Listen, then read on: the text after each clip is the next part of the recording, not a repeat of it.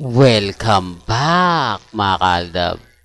Ito na naman po ang inyong lingkod, si Mr. Destiny. At magbibigay po tayo ng pinakamainit na update po ngayon sa social media. At syempre, storytelling po tayo.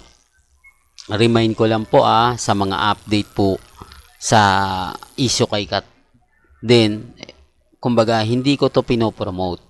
Marami kasi nagsasabi sa akin mga kaaldab, over defensive daw po ako kay Alden Richards. Masyado na raw po akong OA sa pagtatanggol sa kanya. Halatang halata daw po na maka Alden fanatics ako.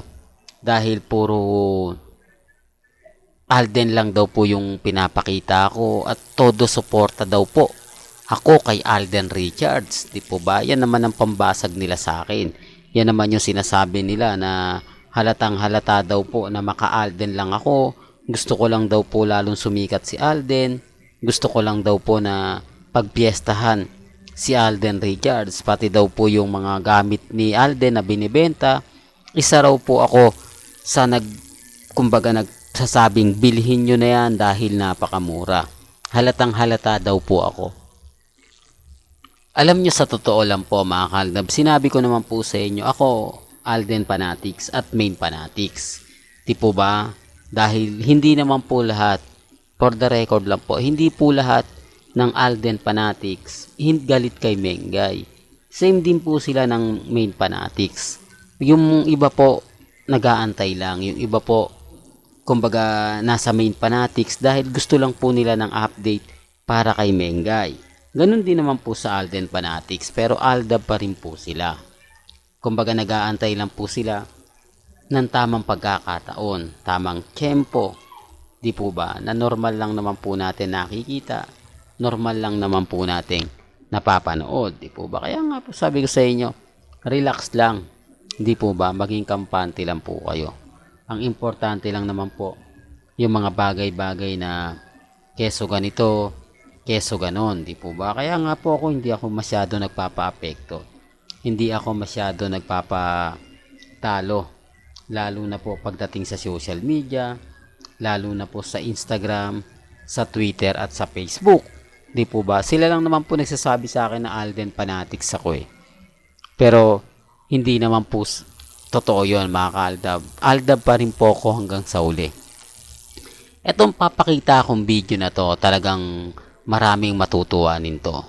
Dito makikita nyo na 2 beses binanggit ang pangalan ni Baby Teo o Sebastian Tudor Paul Carson. Di po ba? Real talk mga kaaldab. Well, paparinig ko na po.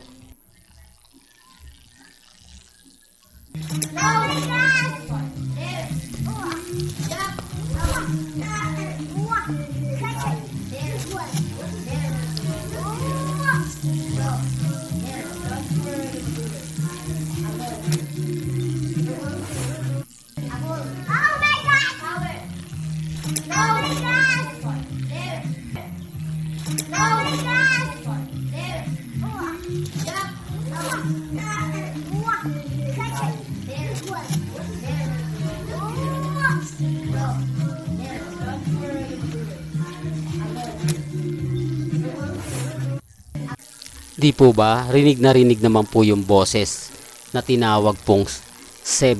Ibig sabihin, totoo po talaga. Di po ba? Totoo po si Bebe Teo at hindi katang-isip lang po na sinasabi ng iba na pinapaliwanag po ng iba. Di po ba? Sa pinapakita ko to, hindi na po tayo mamimilit pa. Sa mga nagtatanong, saan mo nakuha yung video na yan, Mr. Destiny?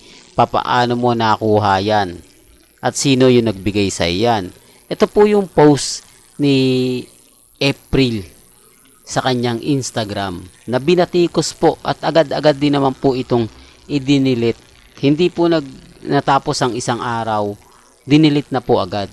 Halimbawa, nag-post siya ng umaga, pagdating po ng hapon, automatic deleted na po siya.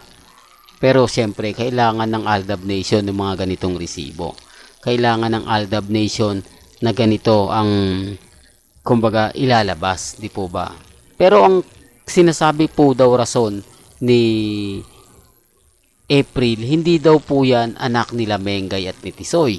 Yan daw po ay anak ng kapitbahay nila o sinasabing kaibigan ni April na natuwa lang daw po at ipinost.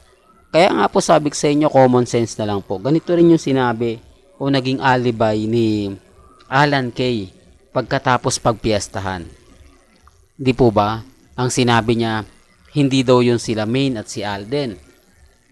Kumbaga nagustuhan niya lang daw po yung video kaya niya pinost. Kaya nga po nakapagtataka, di po ba?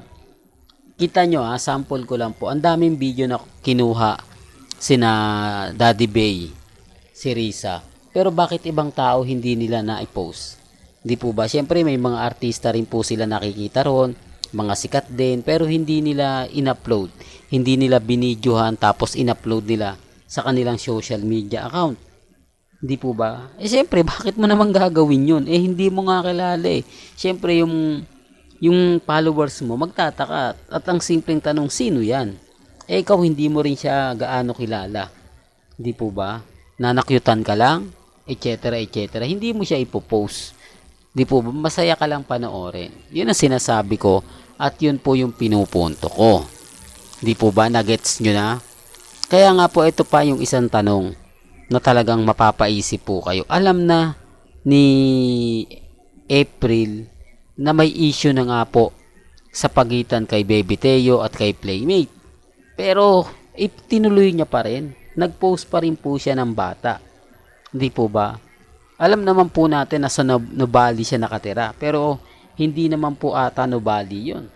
Alam ko Quezon City yun. Pero kumbaga wala pong pilitan Hindi po ako namimilit at dito sa channel ni Mr. Destiny, never naman po nating ipupush yan. Never ko naman pong ipagpipilitan yan, di po ba? Basta sa akin, masaya na po ako. Kung ano yung pinakita ko, pinanood ko sa inyo, makumbinsi ko man po kayo o hindi, di po ba? Wala pong pilitan. May kanya-kanya tayong pananaw, may kanya-kanya tayong opinion. Ang importante lang naman po, maibigay ko po sa inyo yung mga bagay-bagay na mapapaisip po kayo. Di po ba? Well, hanggang dito na lang po yung updates natin mga kaaldab. Kaya kung gusto nyo pa po ng pinaka-latest at sariwang update, abay tumutok lang po kayo dito po sa channel ni Mr. Destiny. Para updated po kayo sa mga latest at sa mga bagong video po na ilalabas po natin. Kaya kung bago ka lang sa channel na to, at isa kang true-blooded Aldab Nation, na nagmamahal kina Mengay at Tisoy, tama po ang channel na pinuntahan mo, kaya consider na po kita bagong subscriber at huwag mong kalimutang i-share ang mga video po natin sa mga mami, sa mga titas at sa mga senyor. Hanggang sa muli, salamat po sa panonood at pakikinig.